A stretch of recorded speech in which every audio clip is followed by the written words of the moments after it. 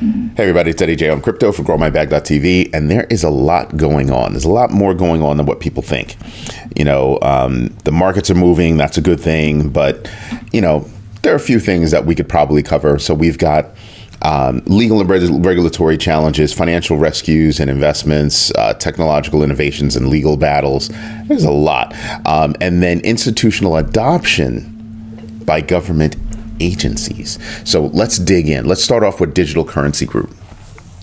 So Digital Currency Group is thinking, well, we're being sued for about $4 billion by the New York State Attorney General because they say that there are things going on that were misleading, fraudulent, and DCG is saying, no, that's not true, that you're bringing a baseless case. I'm going to tell you something.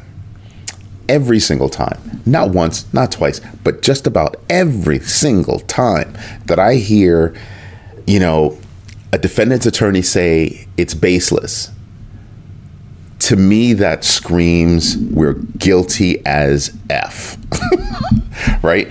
And it's only because, they've got to put up some kind of a fight. $4 billion is nothing to shake a stick at. That's a lot of money. $4 billion is a lot of money. Now, if you look at Grayscale, well, DCG owns Grayscale.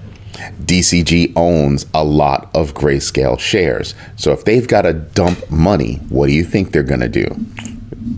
Or rather, come up with money. That's exactly what they're going to do. They're going to dump that stock, dump those shares and build up some cash, because $4 billion could completely wreck that business. So it's something to pay attention to. Something else to pay attention to, that since we're talking about billions, New York Community Bank. I don't know if you recall, but when Signature Bank was going under, New York Community Bank, flew in and took over everything, or Signature Bank. And I'm sitting here and I'm going, wow, that's pretty crazy. Now they need money because their books are screwed. And Stephen Mnuchin, former Treasury Secretary, swoops in with his Liberty Strategic Capital Company and says, and a couple of others, and says, we'll give you $1 billion to kind of stabilize, and then we'll see what's going on. Now, he's got a background in this. He's done this kind of thing before. I'm wondering if this bank can be saved. The one thing I'm happy about, the one thing I'm actually happy about, is the fact that I don't see any contagion with it. Like, I don't see it, hitting other regional banks, things like that. I bring this up because Signature Bank used to be a crypto-friendly bank. And that's one of the reasons why NYCB actually bought them, or took over everything. So that's something to think about. Something else to consider, if you're talking about Bitcoin, the Arizona Senate is actually considering a resolution to include Bitcoin spot ETFs in their pension funds. Whoa. Here's why I bring this up. Right now, who's purchasing Bitcoin? Well, the nine Bitcoin spot ETFs are purchasing Bitcoin, and Michael Saylor. And little did you know, you want to know who else is purchasing? Tesla has 10,000 Bitcoin, something like that, or 10 billion, some crazy number of Bitcoin. But I think the amount of money is, I think, 10 billion. Right after them is Block. They own Cash App. Remember, Cash App lets you buy Bitcoin, right? Not your keys, not your crypto, but you can buy Bitcoin there and you can transfer it over to wherever else you want it to be. So that's very interesting. Unlike PayPal. PayPal doesn't let you do anything. They'll let you purchase things, or they'll purchase on your behalf, but you can't actually move it out. So that's kind of weird. But if the Arizona State Senate allows that to happen, other state senates will follow. Other states will follow, for sure. And I'm pretty sure other senates, other states are already considering these things. Somebody's already writing up a bill to actually do this. Something else that I'm considering is, when you look at who's been buying, it's been those big institutions, retail investors. You want to know who's not in it yet? Regular businesses, regular companies. I rattled off a couple, but Block is actually in the business, and Tesla accepts, Bitcoin, I guess, for certain purchases of their products. But for the most part, businesses have not been purchasing, and there's a lot of money and a lot of interest coming from that space. So that's something I'm considering. That's something I'm thinking about, something that I'm keeping my eye on, along with, Solana, because Solana spiked. We'll get into this, but Solana spiked to 141 and then immediately dropped back down. And it was at like 120 level or something like that. And where is it now? Back to like 138. And I actually think it hit 140 at some point, I think yesterday or this morning. So I'm paying attention to the numbers in big ways. Anyway, let's get back to the news. The Spanish government, I told you I'm not comfortable. I'm very uncomfortable with how Worldcoin works. And I'm just like, yeah, I'm not touching it. I don't want to see it. I don't want to see it. Any company that's dealing with it, I'm not trying to deal with that company, period. Right? Well, the Spanish government came along and said, yeah, we want you to stop saving data. We want you to stop collecting data. Be done. And I'm like, yeah, they're not the only ones. There have been a few countries that have told Worldcoin, go kick rocks. I think that's going to be a growing thing. People are having, just not a good feeling about Worldcoin. So I wanted to bring that up because I actually pay attention to that because I'm not a fan of Worldcoin. I can't wait for them to go away if they can go away. BlockFi, another $1 billion move. BlockFi comes to a conclusion with FTX and Alameda Research. And that conclusion is, decided to come visit? Decided to come visit? Good boy. So the deal is that they're going to recover their money and BlockFi will be able to make their people whole. That's huge. That's huge and huge. And I'm trying to understand. He's trying to get up underneath my legs. He's kind of big. I mean, not big, but he's not a little puppy anymore. What are you doing? What are you doing? There you go. So they reached that deal to make their people whole. And I'm sitting back and I'm like, that's freaking awesome. That's freaking awesome. Right? And I'm wondering, the reason why I was talking about Solana before is because this article was coming up. And I'm wondering, because I just told you the other day, FTX is holding Solana that they originally purchased for $12. Where is Solana now? Their stop order on Binance is between 130 and 140. There you go. So they'd profit like what? Max, 128? Woo! That's a lot of money. That's a lot of money. So I'm wondering if they would make that kind of move, how they would make that kind of move. People need to pay attention to that because when I say they have a lot of Solana, they got a lot of Solana. So I'm paying attention to what shoe may drop with that one.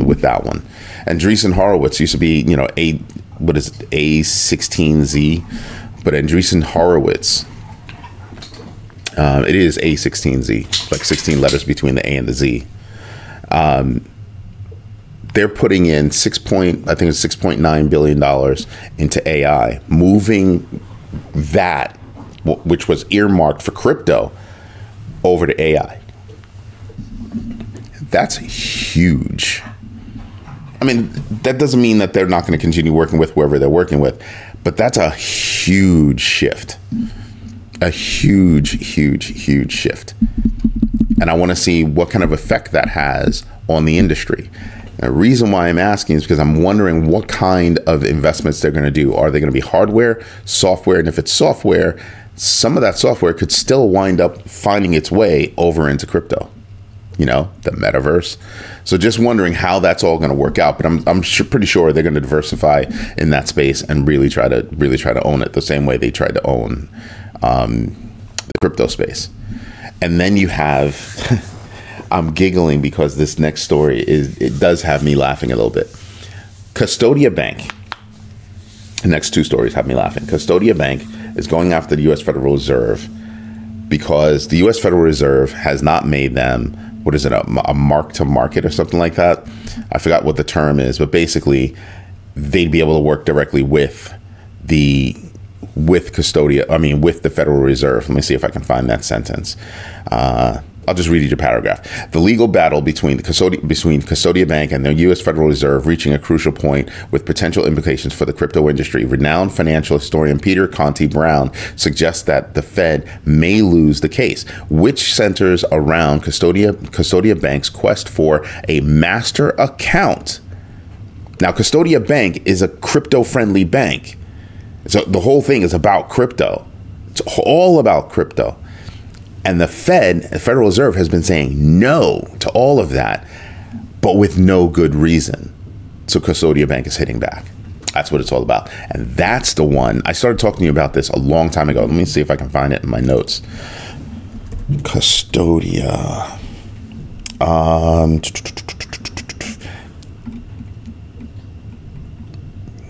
The first time wow. Let me see. There you go. That's more accurate. Custodia Bank. So back in November, I was talking about it. It's not a small deal. It's not a small deal at all. Because if they actually got that access, and the first time I spoke about it, I think it was back in June of last year, right? It's founded by, if I go back to my notes, it was founded by Kaylin Long, a former Morgan Stanley executive. And they've been getting big pushback from the federal government, right? Both from the Fed, from the Treasury, and from the SEC. That's going to wind up being a big problem for them. And the reason why I say so is because there's no reason to say no.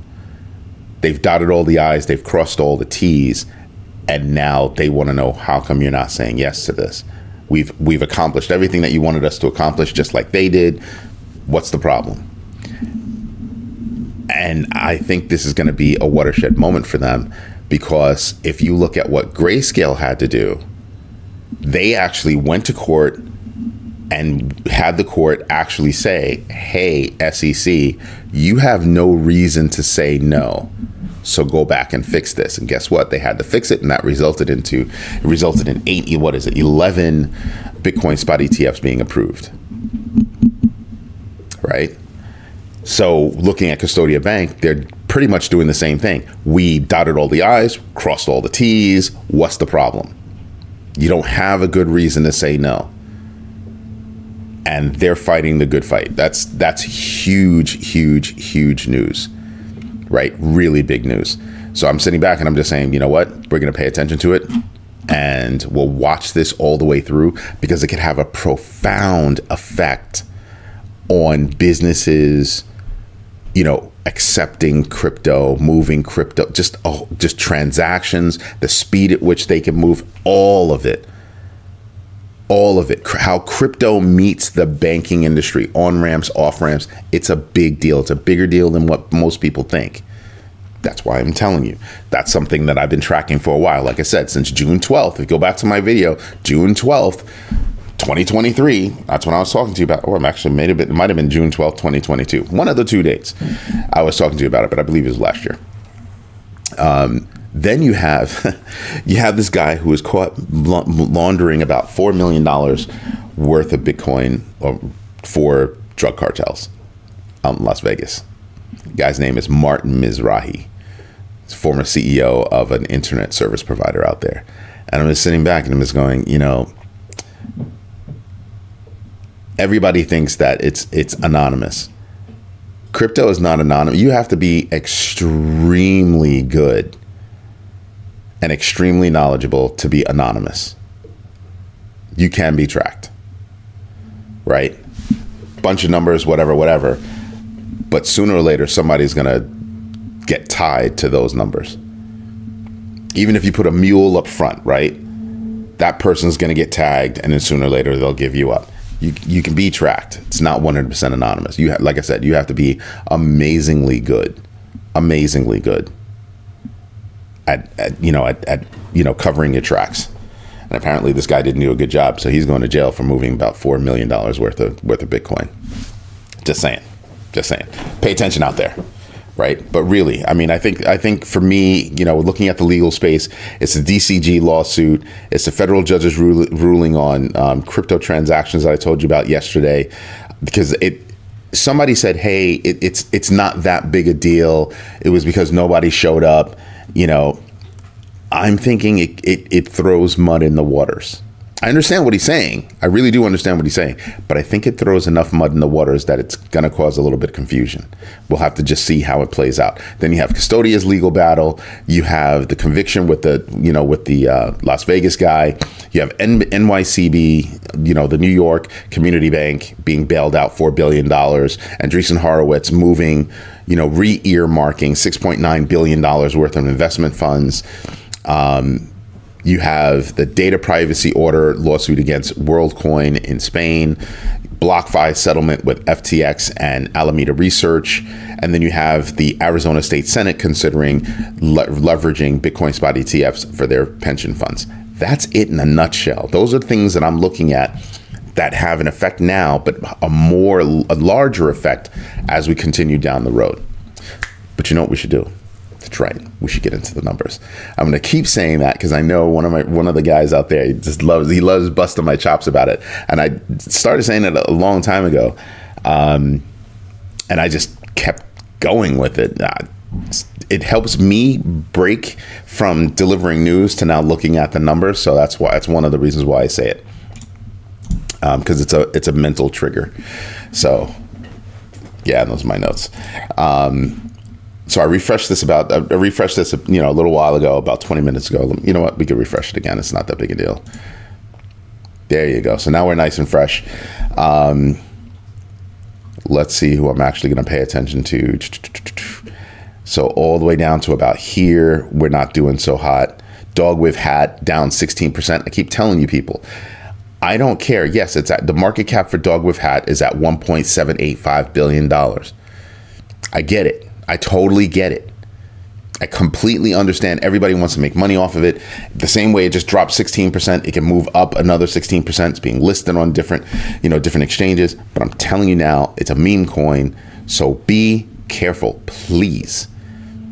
Be careful, please. There's no real, use case for it other than we're a meme coin and a lot of people like us because we have a cool name. And their logo is literally a dog with a hat on. I'm not knocking the project. It is what it is, but I don't see a use case. So if I don't see a use case, here now, gone later, not in terms of rug pull, just, you're popular now, right? Like bell bottoms, but you're not going to be popular later. Everything comes back again, but you're not going to be popular later. You're not actually doing anything. Doge, I'm not a fan of Doge, but Doge has transactions going on. Shiba Inu has transactions going on. Dog with hat, the only transactions it has going on are people FOMOing in my humble opinion. So I'm not paying attention to that. Myro, something that somebody else brought up for me a while ago, down 15%. Pepe, down 15%. Again, another meme coin with big sways, not little sways, big sways. So I'm telling you, just be careful. Bonk, 14%. Again, another meme coin with big sways. Please pay attention. Shiba Inu, down 12%. Difference is Shiba Inu, that's profit taking. Shiba Inu is going to go up again, and it's because of their layer 2, all the dApps, their ecosystem, just people using it. But that's the difference that I look at when I look at Shiba Inu, right? I'm not looking at, oh, it's just a meme coin, people FOMOing it. No, people are using it too. Let's see who else is on this side that I'm paying attention to. Doge is down 9%. Floki is down 9%. That's, like I said, that's one of my son's favorites. Uniswap is down 5%. Definitely, absolutely, that Uniswap move is all about profit taking. I mean, I pay attention to big moves, anything above 5%, I pay attention to those moves. And to me, those are, depending on what it is, those are opportunities to get in. So yes, I'm looking at not Doge, I'm looking at Shiba Inu and maybe getting some more in my bag. So I'll think about that as I go through my DCA process. And then on the good side, everybody on this list is going well. So you've got Arweave. I told you about Arweave before, up 16%, double digits. Everybody on the top 25 is moving double digits. That's huge. That's huge. Render is at, moving 32%. Fetch AI, told you about them, moving 33%. Near Protocol, didn't realize they were at number 23, but still moving 27%. Let's see who else. I just saw some news about Akash Network. Didn't stop to read the article, but I saw them in the news today. They're up 22%. Phantom, not something I have my fingers on, but up 21%. Jupiter, brand new to the game, little under $1 billion. So, good enough to be on the radar. Jupiter's moving, 18% on the positive side. I don't pay attention to that one. Zai, the gaming joint. I told you guys about that one. 16%. I like what they're doing. I really do like what they're doing. No, I don't hold it. I don't hold them in my, in my portfolio at the moment, but I am considering it because I like what they're doing. 100% focused on gaming. Sorry, my nose is a little bit stuffed up. We can come back to that, but the Fear and Greed Index is at 82, up from the 75 from yesterday, still down from the high of 90 just a few days ago. DeFi Llama, if you're looking at that total value locked, 120 billion. So we dropped a bit down to 119. We're back up to 120.5 billion dollars in total value locked. Again, I just drew in this line right here to demonstrate where we are as the current level of highs, and you're looking at, we're moving within this space now. If you really want to extend it, you can say we're moving between 57,686 and 69,355. But when I look at this, I'm saying, no, we're really trading within this space right here. We took a hard dip around here, which, you could have made some money if you bought in at that level. And now we're trading over here. I still think the next number is going to be 70. I have the line here at 69,355 because that's the latest, roundabout there is where the latest high is. Looking at the big board, some of these things are red, but some of these things are green. Again, here's Solana. One of the other reasons why Solana is moving, they have a bunch of DEXs on there. Mona, I hope you're paying attention. They have a bunch of DEXs on there that have been doing a lot of transactions. So if you're interested in purchasing a meme coin, figure out what platform they're on, right? What software they're using, what blockchain they're using, and if it's Solana based, then you have a choice of DEXs that you can play around with. Again, do your own research and figure out where you can get the coins. A quick way to find out where you can actually make purchases is to go to a place like Coin Market Watch. Go to a place like Coin Market Cap and Live Coin Watch to see what are the trading pairs for a given coin, and then where that coin is actually being traded. That's a quick way to figure out where can I get my hands on that coin. Done. And then you figure out your pattern, your path to actually get there and make it happen. XRP at 62 cents. That's big. Matic at 114. These are nice movers. These are nice movers right there. H-bar is up. Wow, to 13 cents, 13.38 cents. That's not bad. Injective is up. Whatever you're doing your research on, this is why I tell you to pay attention to this, because you're going to want to look to see what they're doing over the long haul. Unless you're going to be trading that coin in a fairly recent time. I have a lot of coins that I'm just holding on to because I think I'm just going to let them sit there and relax. Unless they make such a mega move that it would be silly for me not to shave a little off the top. Just saying. That's what I'm paying attention to. So right now you've got Ethereum making big moves. Ethereum, I think, is going to hit 4,000 relatively soon. I really do think that. You have Solana making good moves. Obviously, Bitcoin is making good moves. Who else is making good moves this year? Cardano up 24% for the year.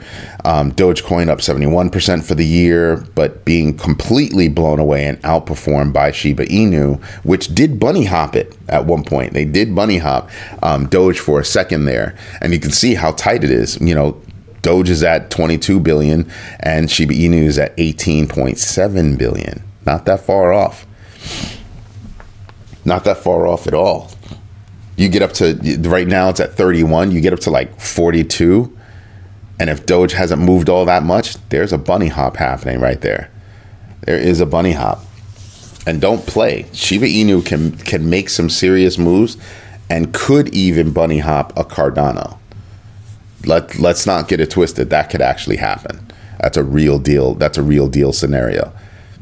Anyway, this is Eddie J on crypto for growmybag.tv. I really hope you like what I'm doing. If you do, drop me a note. Let me know. I love hearing from you. If you don't like what I'm doing, you have some critiques for me about how I can make it better, again, drop me a note. Please let me know. I would love to improve how I'm doing things, why I'm doing things, where I'm doing things. The why, I don't think anybody's going to beat it. I do it for my kids. That's the air I breathe. Anyway, I hope you have a good one. Bye-bye.